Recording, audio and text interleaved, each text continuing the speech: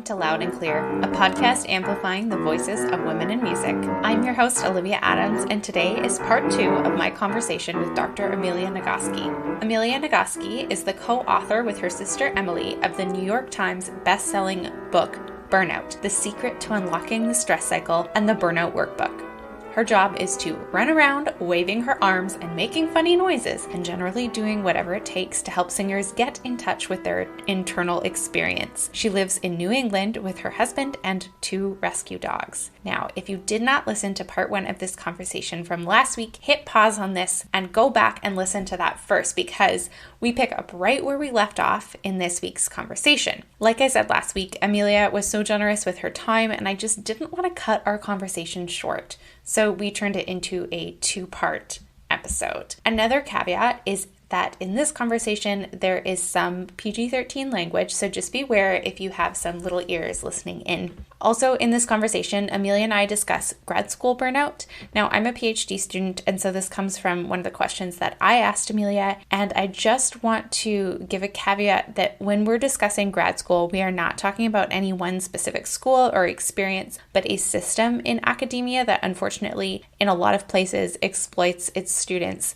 Now, thankfully, that's not my experience, but I do know it to be true of grad school at large in North America, and more specifically in the United States, where most graduate programs don't have good support systems in place for students. So that's just my little caveat for this conversation. But we're going to jump back into where we left off last week in talking about burnout. And so I hope that you enjoy part 2 of our conversation. You talk in the book about this idea of you're something larger, right? We all have the something larger. And I think that no one that I know goes into music performance and education because they're like, I would like to make lots of money and live in a large house and be wealthy. I want to get that public school teaching money.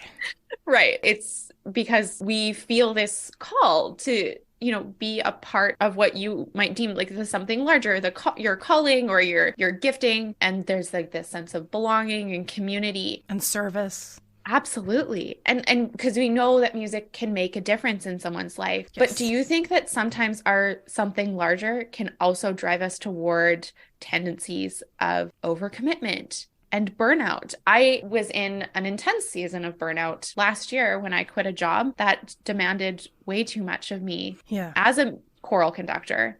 Yep. That demanded about 4 times the amount of hours that I was paid for, contracted for. And I kept getting we do it because we love it, but we love it. While I was like literally suffering from vertigo and figuring out I was in bed. I'm like, I can't get out of bed right now. And you want me to put on a concert? Yeah. Well, first of all, congratulations for noticing that was happening to you and standing up to say, this is not fair or ethical. This is exploitation. This is a particular problem for teachers and for church musicians. You are a paid staff member. You have a contract, you work specific hours, but you are also part of the community. And, when I was a church musician, it was written into my contract that I attend things. I have gatherings for the choir and that seems completely fair to me because church is about community, but I'm going to count those hours at a party against the hours they would expect me to work that week. It's not in addition,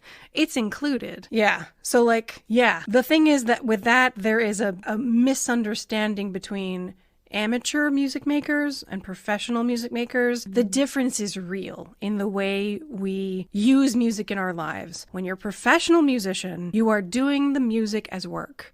When you are an amateur musician, you're doing it for all the good music does you. When you are leading a choir full of amateurs, it is your job not to use it as your time to purge your own feelings and all that stuff. It's your time to be responsible for those amateurs so that they can have that experience, so that your audience can have that experience. And the degree to which you get to experience that too will vary quite widely depending on a lot of variables. So the problem is that when you become a professional musician, the thing that feeds your soul is now the thing that puts bread on your table. Yeah.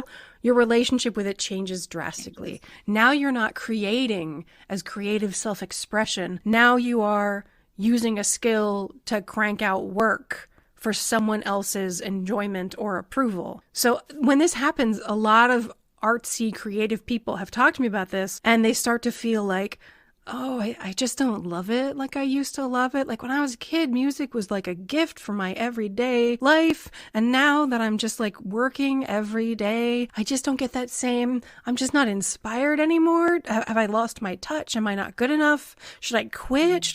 Am I not really supposed to be a musician? And the answer is no. You are still inspired. You are still have the magic of making music in you. You just do it for a job now. So you need to find another way to find the creative self-expression, the spark, the inspiration is not going to come through doing work that is for the enjoyment or judgment of other people. Does that make sense? Absolutely. Absolutely. Yeah. During COVID, I started like crocheting as like my creative process.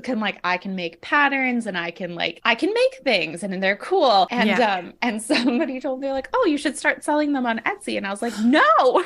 Yeah. I actually highly recommend choosing something you're bad at for your creative self-expression so you don't turn it into another side hustle. Exactly. Can I ask you a question about the bikini industrial complex? Yes. Okay. This is a very important topic for my sister as a health educator who worked as a health coordinator on a college campus. And then for me, for totally different reasons, she was helping mostly teenage girls learn to look at their bodies in a way that was about appreciation for what it can do for them as humans, rather than just measuring its worth by the size and shape of their body. Yeah. And I was also teaching college, and I had this incoming group of freshmen I was working with, and we were working on day one. We were working on breathing, because you can't sing unless you can breathe, right? And they weren't finding it. And I know that what came flying out of my mouth is that the bikini industrial complex has given you reason to believe that you shouldn't breathe. But here's the truth. Your belly is not supposed to be rock hard. It's supposed to be round. It's supposed to increase in size when you inhale and then decrease in size when you exhale. And I know you've been told all your life that you have to have a flat stomach, that your stomach needs to be rock hard abs or whatever. But that comes from the bikini industrial complex, which is this consortium of billion-dollar industry, multi-billion-dollar industry, whose only goal is to get you to spend money and feel bad about your body and pay whatever you have in order to conform to this socially constructed body ideal. So Emily and I came at it from totally different reasons. Her for like the real raw health, and me for like the bikini industrial complex. We've all been brainwashed to believe things about our body that aren't true so that they can shame us about our size and shape. And it denies us access to breathing. And honestly, exactly. I had the same problem with my 9-year-old singers in my children's choir. Like they would suck in their stomachs and breathe way up in their sternum, and oh god, like and on top of that, like in classical music, we're often sort of sliced into the gender binary clothing options. And I have had friends who, like vocalist friends, who said they've been docked points on their juries because they didn't wear a dress or they didn't wear heels and it was actually written on their forms. Or I've known of a pianist that quit because they were told that they dressed too butch to be a pianist. And I think that also plays into this sort of idea of like there is a look that you have to be, and if you don't fit into that look, then you don't belong on a stage. And this has to affect burnout, right? Like this managing of people's expectations. Yes. This is another thing that's on the far side of the abyss, is for singers in particular, there is an ideal, like they want to be able to see you looking like, if you're, going to sing Donna Anna, they want to see you looking like Donna Anna with like long hair and a long skirt, wearing these, very pretty shoes. They want to be able to see you in costume as that person. And so what you should wear to the audition is a very specific kind of thing, which is, just super toxic. And this expectation that if you have fat on your body, you're not going to be physically capable of performing. I mean, it's very athletic being in an opera. I think opera singing is the most difficult job in the world. It's my opinion. And that's just, I can't be straight. That's just true. I think it's the most difficult job in the world. And also there are such heavy restrictions on what people can look like. That is only just recently barely starting to open up. as there are new directors who don't necessarily want to do their Mozart in corsets and floor-length gowns. Yes. Now let's like set it in a modern era. And yes, you can have butch short hair or whatever. Yeah. God, the idea of that for instrumentalists makes zero sense to me. I can't see any kind of reason that how an instrumentalist looks would have an impact on their ability to perform. And that makes me so angry. And I think it just comes out of the deep history of classical music making as being super rooted in the white supremacist patriarchy, which also enforces the gender binary. Yeah. There's a conversation going on now among choral conductors of eliminating gender binary outfits.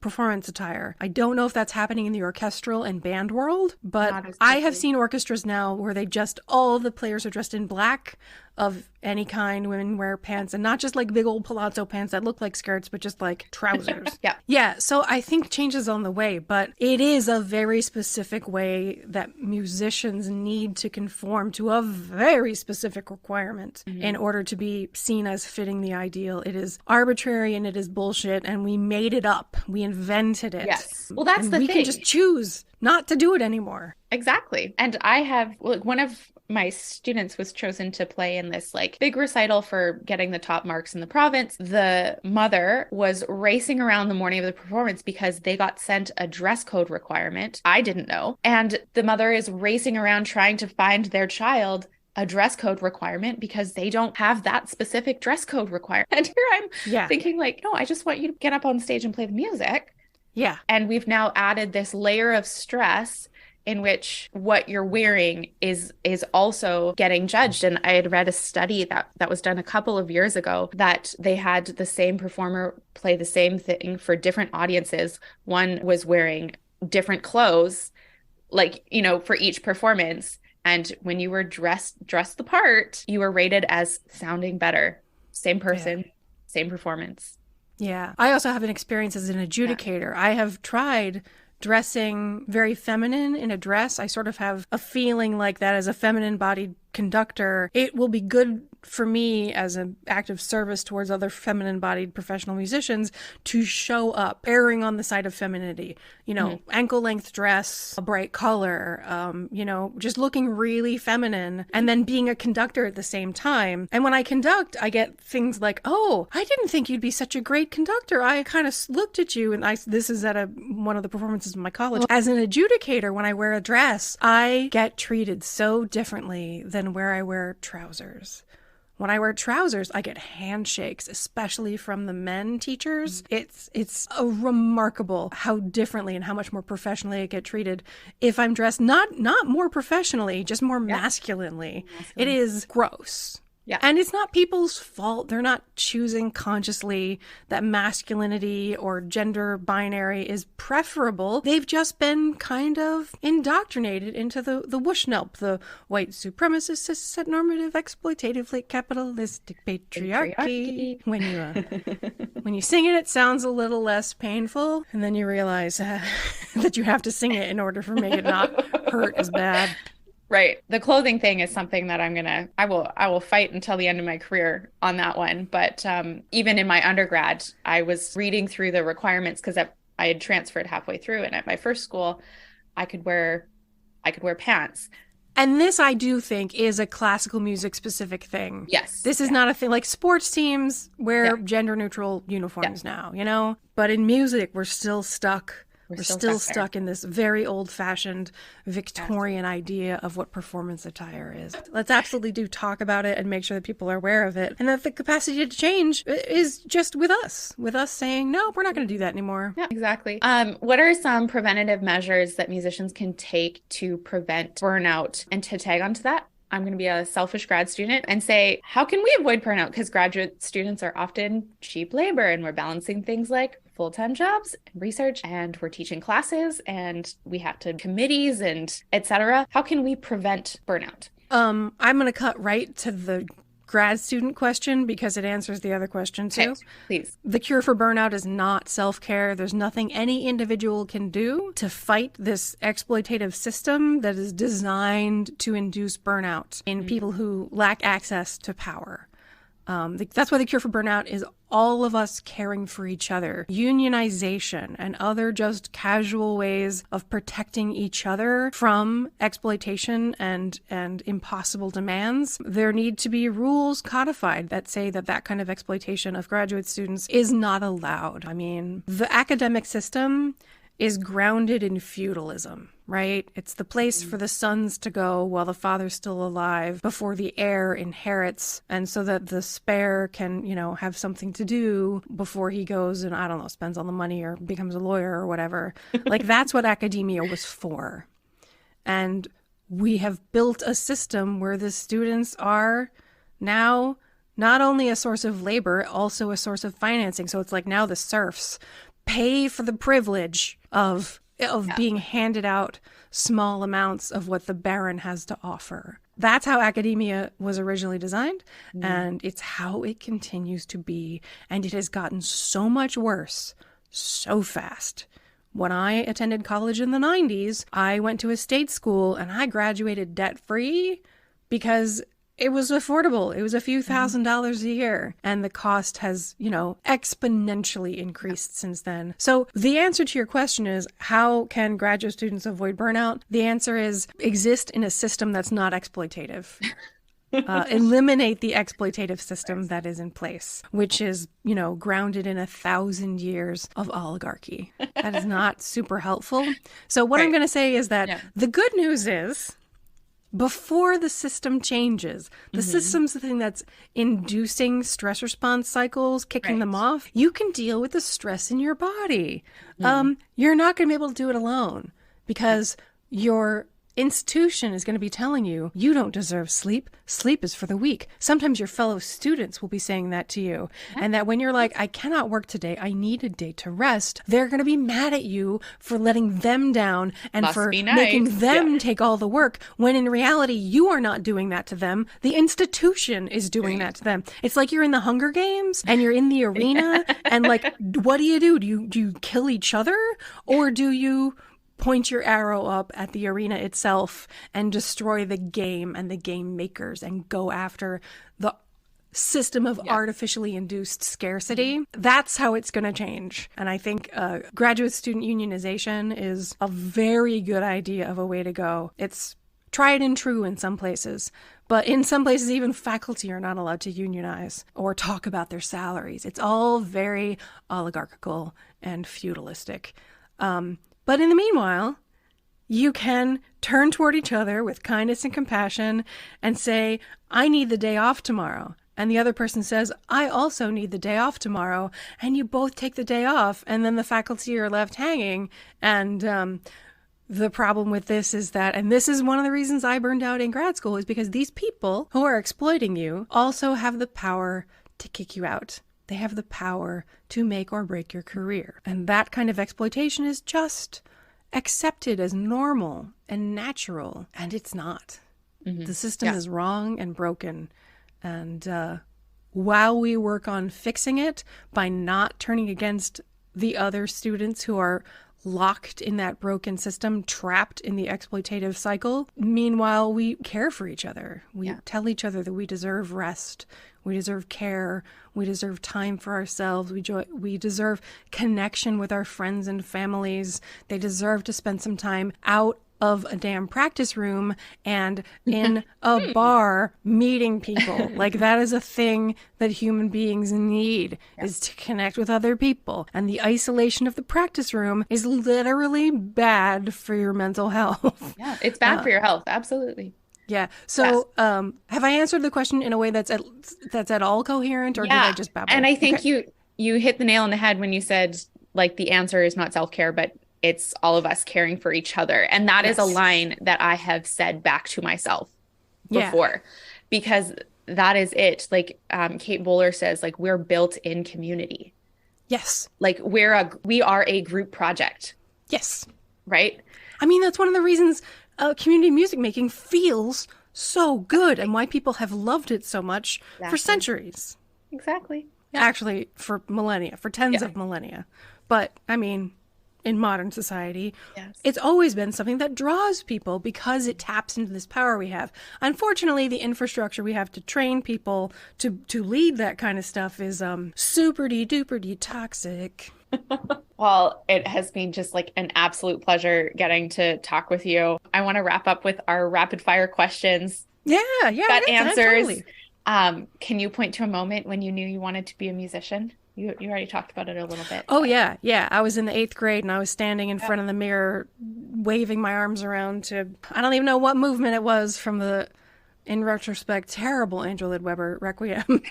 But yeah, no, I distinctly remember this, like, this is what I am meant to do. Yeah. Favorite piece or song to perform? I love conducting music that my choir loves, but one of my favorite pieces to perform or just to listen to is the second movement of the Brahms Requiem. Just something about that whole first half of like throbbing, pulsing doom is just hooks right into my heart. And it feels like Brahms knows exactly who I am. I love it. Well, I already know this. Have you been given bad career advice? What was it? Yeah.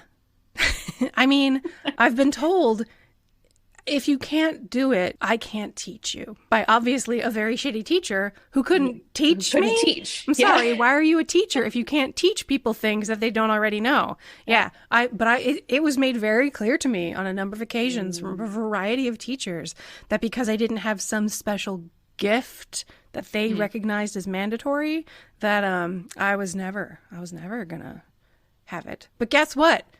The thing they thought I was missing is a learnable skill that I learned. That you needed a teacher to teach you how to do. Yeah, I didn't have a teacher. I figured it out myself. Yeah. My sister with a PhD in health sciences helped teach me. I love it. That's great. What's the best musical or career advice you can pass on to other musicians? Don't believe the hype about conservatory programs. It can feel really good, but it can also tear you up. Like, and I know there's this like, oh, they tear you down to build you back up new. And that is what happened to me, particularly in my master's program. I was a broken mess when I got out of my master's program, but it really reshaped me to become a much better conductor. But like, don't spend $50,000 or go into $200,000 worth of debt for a music degree if you want to be a classical musician. Take private lessons. Learn some music theory basics. You don't get sucked into the trap of, it must be an academic training. It doesn't. If you're a musician and you make good music, that's enough. And until the whole higher education system falls and is rebuilt from nothing, I think that being involved in higher ed can be a trap for people for whom it is financially unachievable or who socially don't thrive in an academic environment.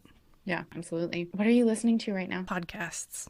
Oh, yay! I mostly don't listen to music recreationally because, feels like work. Yep, that's the most common answer too. Yeah. People are so surprised when I say that, and only musicians are like, yeah. I totally get that, yeah. Actually, my sister and I presented at a music educators conference at the Met, and I'm like, these are music educators, these are my people. And Emily was like, oh, okay. So Emily was like, yeah, when you're driving home from work, you can listen to your favorite music. And I was like, no, Emily, stop. Nope. We don't do that. Quit that. That's not what we do. And she was like, no, I thought you're musicians. You really love music. And they were like, no. So. Yeah. I'm like, I'll start analyzing, or I'm like listening to. Yeah. Or like, this recording sucks, or why did they make that decision? Yeah. No. Yeah. Why would you do it like that? Yeah. Silence is better. Agreed. Well, thanks so much for coming on Loud and Clear. I so appreciated it. I know our audience will just love this conversation, and thanks for sharing with us. Thank you so much.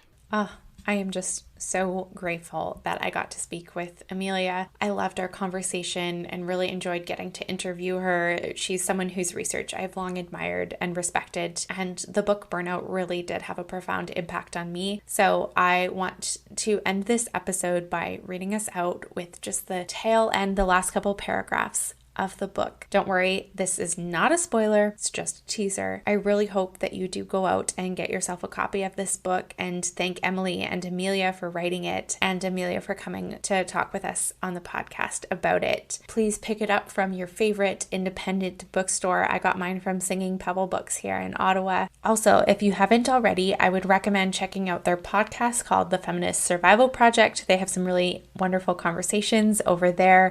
Just two sisters talking about a specific concept. It's very interesting. They talk about a lot of evidence-based research on the podcast, and I was super fascinated by it, and that's actually how I learned about the two of them and bought the book Burnout is from this podcast. So they have some great conversations over there. I highly recommend it. Okay, to close, this is the tail end of the book, Joyfully Ever After from Burnout. So they say, joy arises from an internal clarity about our purpose. When we engage with something larger than ourselves, we make meaning. And when we can resonate bell-like with that something larger, that's joy. And then finally they say, wellness, once again, is not a state of mind, but a state of action.